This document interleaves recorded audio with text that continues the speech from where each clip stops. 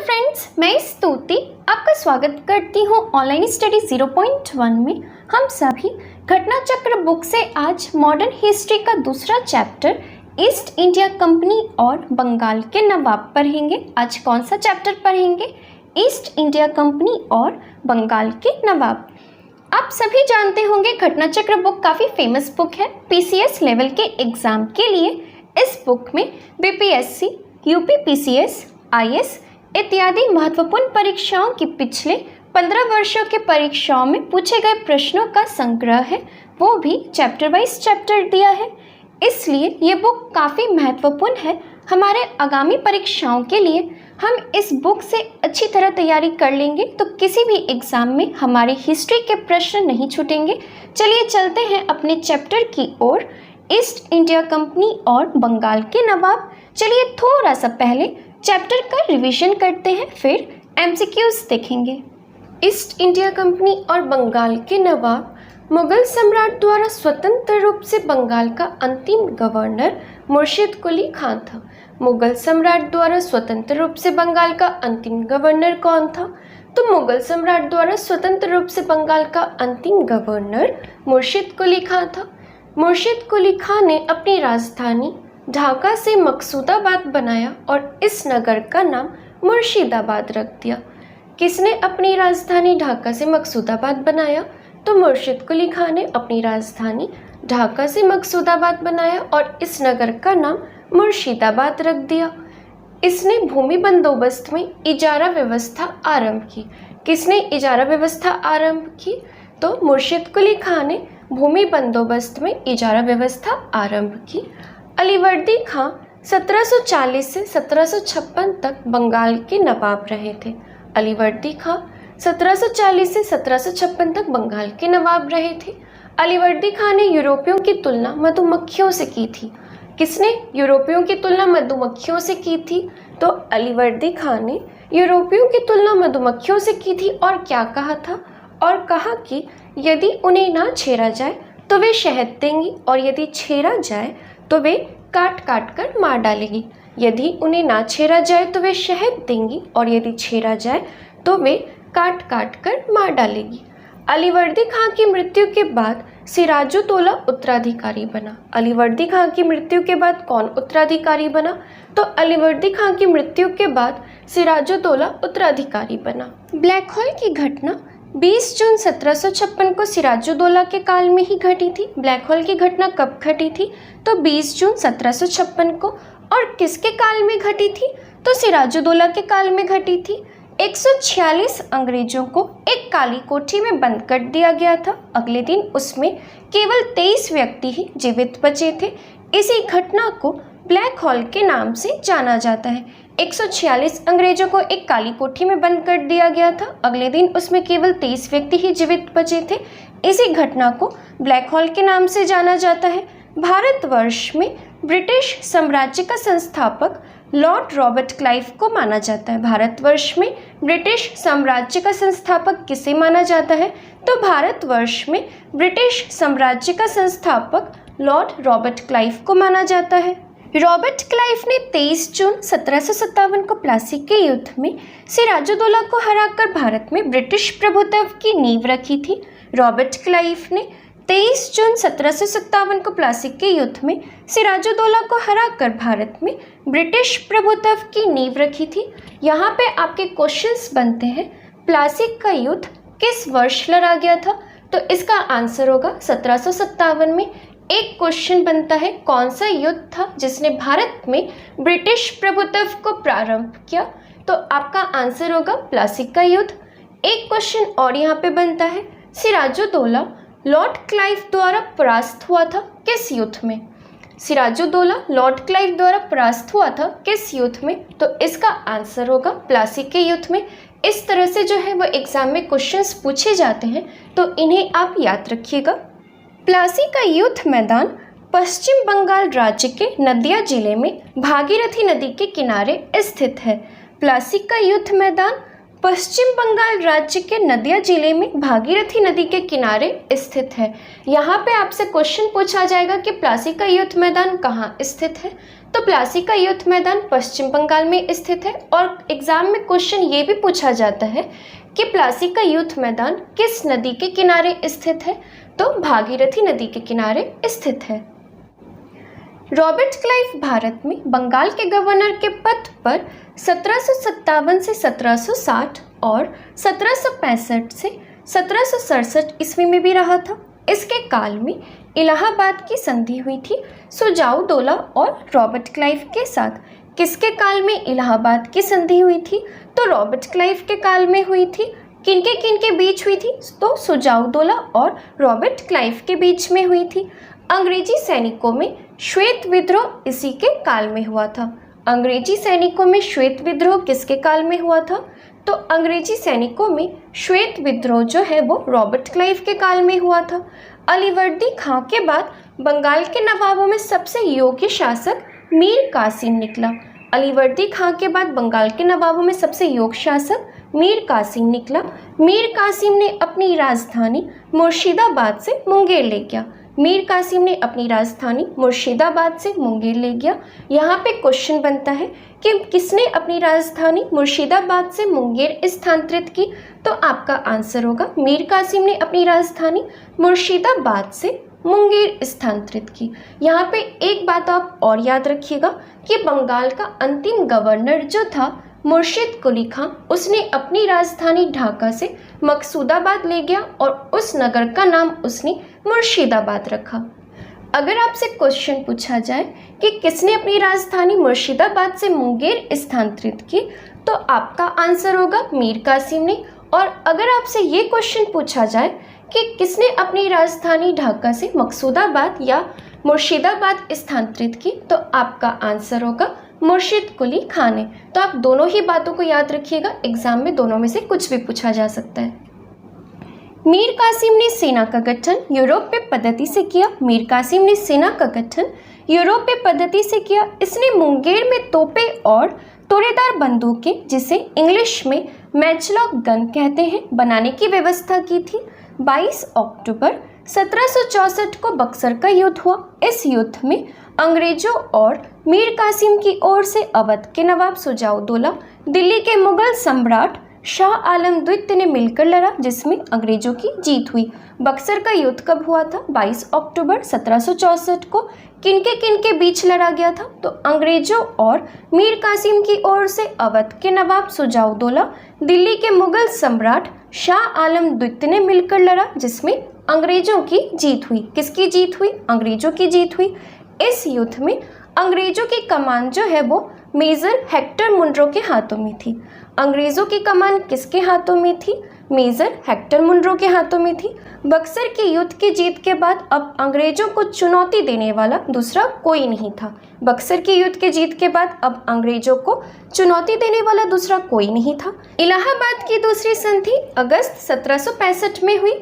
शाह आलम को अंग्रेजी संरक्षण में ले लिया गया, उसे इलाहाबाद में रखा गया। इलाहाबाद की दूसरी संधि कब हुई थी? अगस्त 1765 में।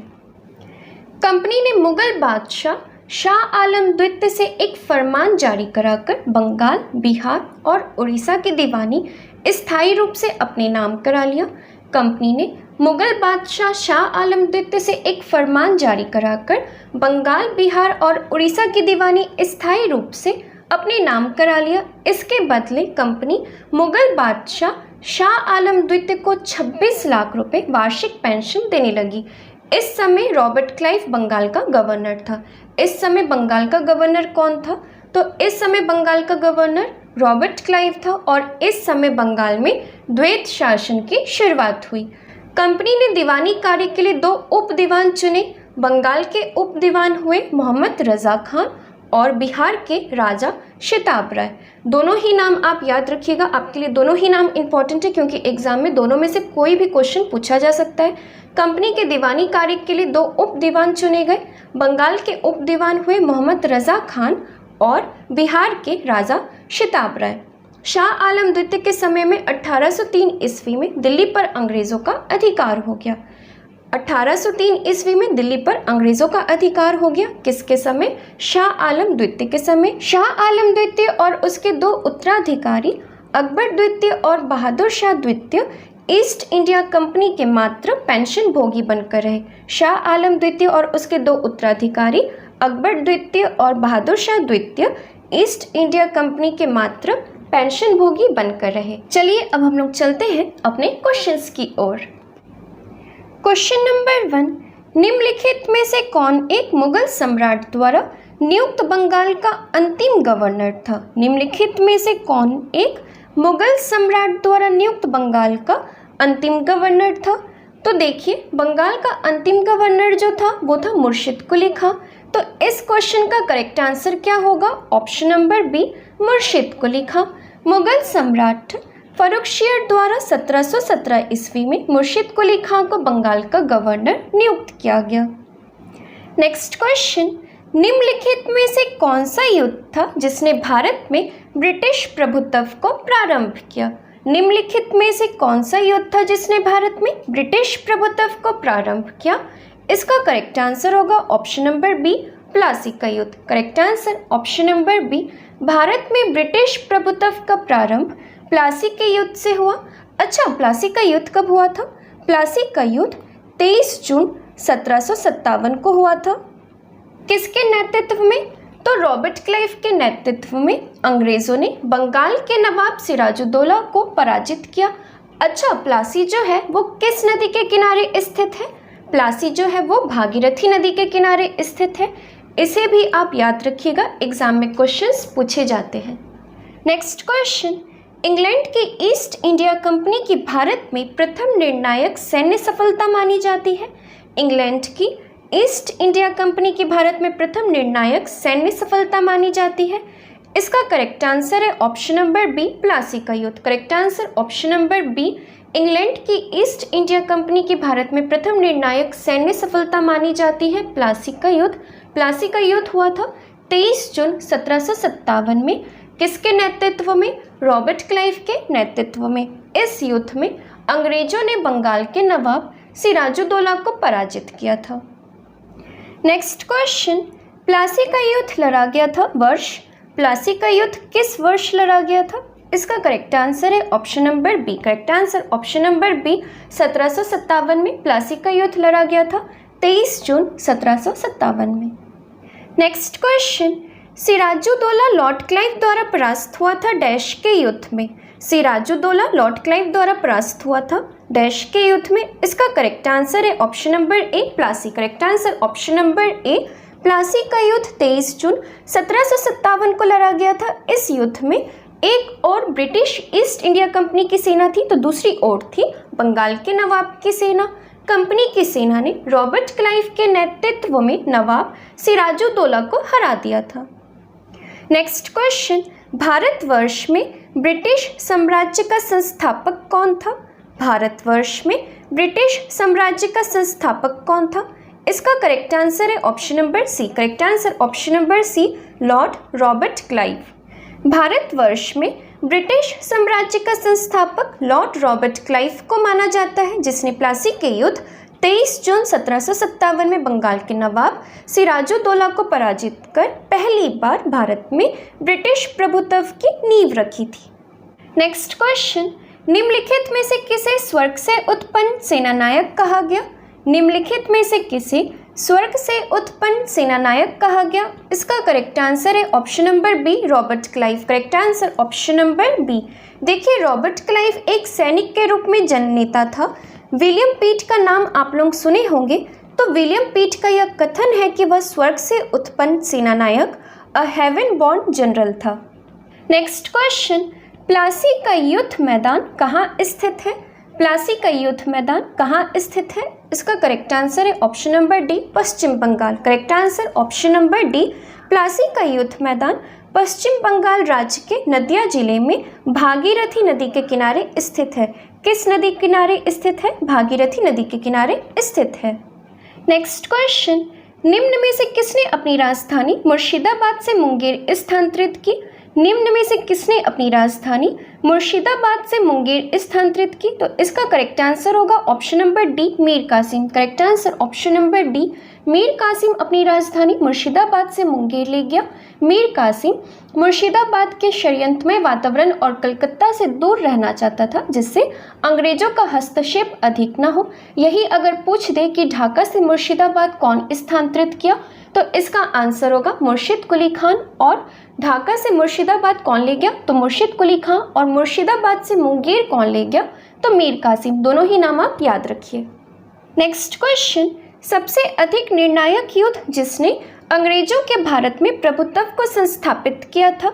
सबसे अधिक निर्णायक युद्ध जिसने अंग्रेजों के भारत में प्रभुत्व को संस्थापित किया था? इसका करेक्ट आंसर है ऑप्शन नंबर ए, बक्सर का युद्ध। करेक्ट आंसर ऑप्शन नंबर ए, 22 अक्टूबर 1764 को अंग्रेजों ने मीर कासिम, अवध के नवाब शुजाउद्दौला और दिल्ली के मुगल सम्राट शाह आलम द्वितीय की सम्मिलित सेना को बक्सर के युद्ध में परास्त किया। अच्छा, एक बात याद रखिएगा कि इस युद्ध में अंग्रेजों की जो कमान है वो मेजर हेक्टर मुनरो के हाथ में थी। बक्सर का युद्ध होता है 1764 में, प्लासी का युद्ध होता है 1757 में, वांडीवाश का युद्ध होता है 1760 में और पानीपत का तीसरा युद्ध होता है 1761 में। इसे आप याद रखिएगा। Next question, east India company द्वारा लड़े गए निम्नलिखित युद्धों में से कौन सा सर्वाधिक निर्णायक था? ईस्ट इंडिया कंपनी द्वारा लड़े गए निम्नलिखित युद्धों में से कौन सा सर्वाधिक निर्णायक था? इसका करेक्ट आंसर है ऑप्शन नंबर ए, बक्सर की लड़ाई। करेक्ट आंसर ऑप्शन नंबर ए। इसी युद्ध के परिणाम ने मोहर लगा दिया था कि भारत में अब अंग्रेजों को चुनौती देने वाला कोई दूसरा नहीं था। नेक्स्ट क्वेश्चन, निम्नलिखित में से कौन सा युद्ध भारत में अंग्रेजों के आधिपत्य की स्थापना की दृष्टि से सबसे महत्वपूर्ण समझा जाता है? निम्नलिखित में से कौन सा युद्ध भारत में अंग्रेजों के आधिपत्य की स्थापना की दृष्टि से सबसे महत्वपूर्ण समझा जाता है? इसका करेक्ट आंसर है ऑप्शन नंबर ए, Buxar. Correct answer option number ए, बक्सर का युद्ध कब हुआ था? 22 अक्टूबर 1764 को बक्सर का युद्ध भारत में अंग्रेजों के आधिपत्य की स्थापना की दृष्टि से सबसे महत्वपूर्ण समझा जाता है। नेक्स्ट क्वेश्चन, बक्सर के युद्ध के समय दिल्ली का शासक कौन था? बक्सर के युद्ध के समय दिल्ली का शासक कौन था? इसका करेक्ट आंसर है option number D, Shah Alam द्वितीय। Correct answer option number D, Buxar के युद्ध के समय दिल्ली का शासक शाह आलम द्वितीय था। शाह आलम द्वितीय के शासनकाल में 1803 ईस्वी में अंग्रेजों ने दिल्ली पर कब्जा कर लिया था। याद रखिएगा, शाह आलम द्वितीय के शासनकाल में ही 1803 ईस्वी में अंग्रेजों ने दिल्ली पर कब्जा कर लिया था। नेक्स्ट क्वेश्चन, बक्सर की लड़ाई के समय बंगाल का नवाब कौन था? बक्सर की लड़ाई के समय बंगाल का नवाब कौन था?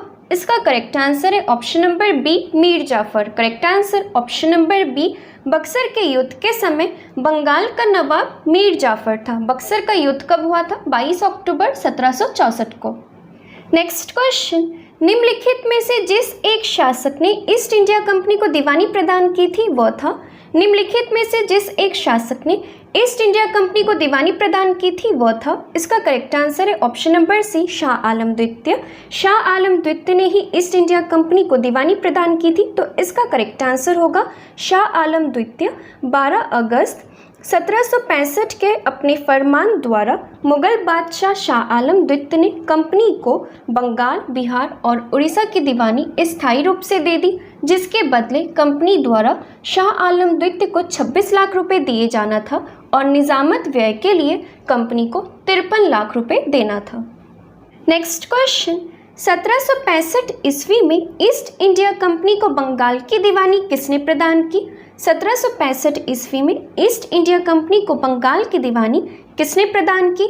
इसका करेक्ट आंसर होगा ऑप्शन नंबर बी, मुगल सम्राट। Correct answer option number B, 1765 ईस्वी में ईस्ट इंडिया कंपनी को बंगाल की दीवानी मुगल सम्राट शाह आलम द्वितीय ने प्रदान की।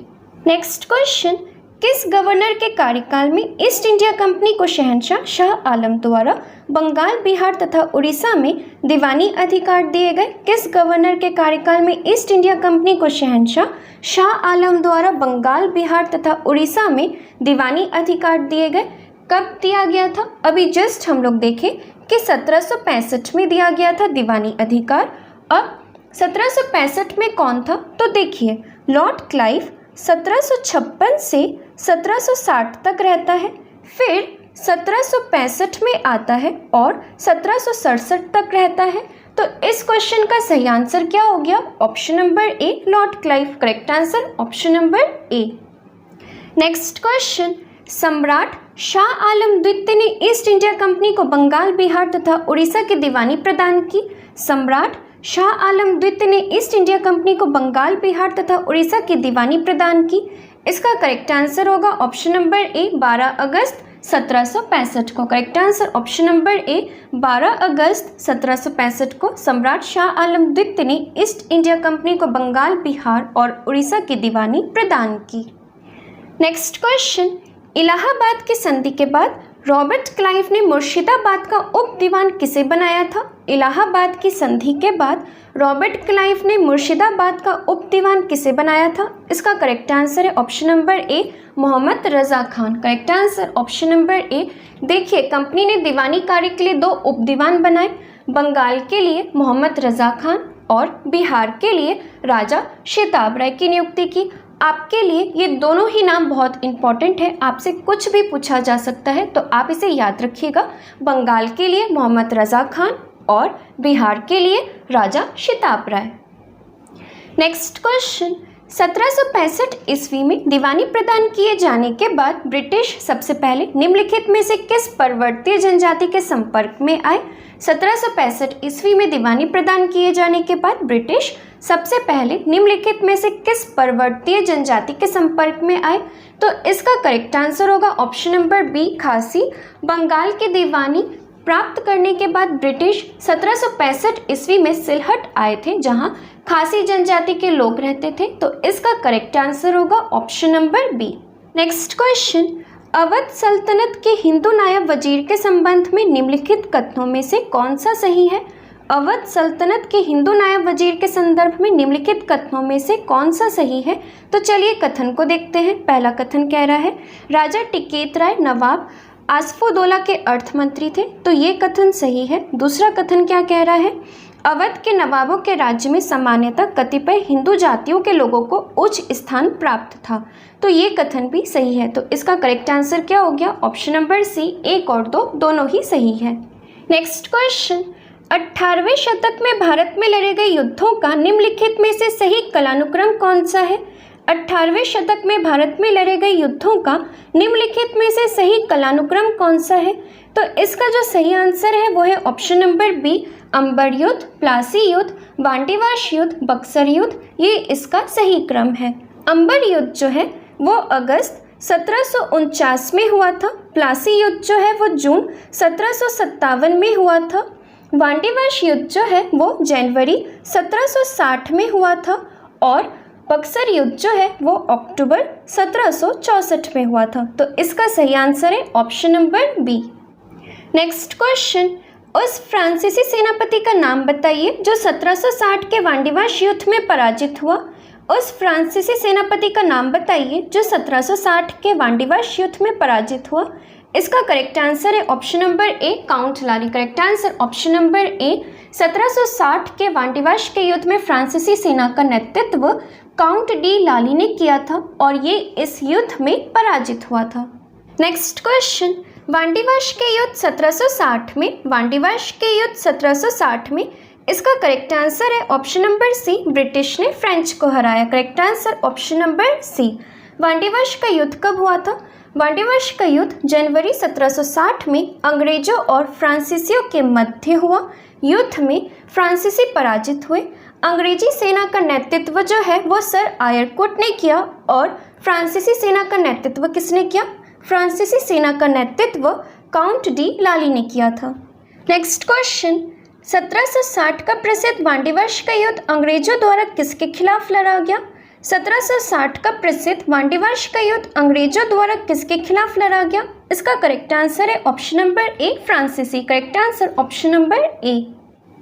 नेक्स्ट क्वेश्चन, निम्नलिखित में से कौन सा युग्म सही सुमेलित है? निम्नलिखित में से कौन सा युग्म सही सुमेलित है? तो चलिए देखते हैं। बक्सर का युद्ध मीर जाफर विरुद्ध क्लाइव, तो ये तो गलत है। बक्सर का युद्ध 22 अक्टूबर 1764 को अवध के नवाब सुजाउद्दौला, मुगल सम्राट शाह आलम और मीर कासिम की संयुक्त सेनाओं और अंग्रेजों के मध्य हुआ था। तो पहला ऑप्शन तो गलत है। दूसरा ऑप्शन है वांडीवाश का युद्ध फ्रांसीसी विरुद्ध ईस्ट इंडिया कंपनी, तो ये सही है। वांडीवाश का युद्ध 22 जनवरी 1760 को अंग्रेजों और फ्रांसीसियों के मध्य हुआ। इस युद्ध में फ्रांसीसी पराजित हुए। चलिए तीसरा ऑप्शन भी देखते हैं। चिलियावाला का युद्ध डलहौजी के विरुद्ध मराठे, तो ये भी गलत है। चिलियावाला का युद्ध 13 जनवरी 1849 को लड़ा गया। इस युद्ध में अंग्रेजी सेना का नेतृत्व लॉर्ड गफ ने किया और सिख सेना शेर सिंह के नेतृत्व में लड़ी। चिलियावाला का युद्ध अंग्रेज और सिखों के बीच हुआ था। ऑप्शन नंबर डी क्या है? खुर्दा का युद्ध निज़ाम विरुद्ध ईस्ट इंडिया कंपनी, तो ये भी गलत है। खुर्दा का युद्ध 1795 ईस्वी में निज़ाम के विरुद्ध मराठों द्वारा लड़ा गया, जिसमें निज़ाम की हार हुई। तो इसका करेक्ट आंसर क्या है? ऑप्शन नंबर बी इसका करेक्ट आंसर है। नेक्स्ट क्वेश्चन, निम्न में से किसने भारत में अंग्रेजों का सर्वाधिक विरोध किया? निम्न में से किसने भारत में अंग्रेजों का सर्वाधिक विरोध किया? इसका करेक्ट आंसर है ऑप्शन नंबर ए Maratha. Correct answer option number ए, भारत में अंग्रेजों का सर्वाधिक विरोध मराठों द्वारा किया गया था। 3 आंग्ल मराठा युद्धों के बाद ही मराठा शक्ति को दबाया जा सका। प्रथम आंग्ल मराठा युद्ध में अंग्रेजों को मुंह की खानी पड़ी। 1802 ईस्वी में वेलेजली ने अपनी सहायक संधि के जाल में पेशवा को बांध लिया और 1818 ईस्वी में लॉर्ड हेस्टिंग्स ने मराठों की रही सही शक्ति को समाप्त कर ब्रिटिश सर्वोच्चता की स्थापना की। अगर आपको ये वीडियो अच्छी लगी हो और हेल्पफुल लगी हो तो प्लीज़ वीडियो को लाइक कीजिएगा और अपने दोस्तों के साथ इसे शेयर ज़रूर कीजिएगा। और अगर आपने चैनल को सब्सक्राइब नहीं किया है तो जल्दी से जाके सब्सक्राइब कर लीजिए और बेल आइकन को भी प्रेस कर लीजिएगा, जिससे वीडियो से जुड़ी नोटिफिकेशन आपको मिलती रहे। और मुझे कमेंट में ज़रूर बताइएगा कि आपको ये वीडियो कैसा लगा। मिलते हैं नेक्स्ट वीडियो में।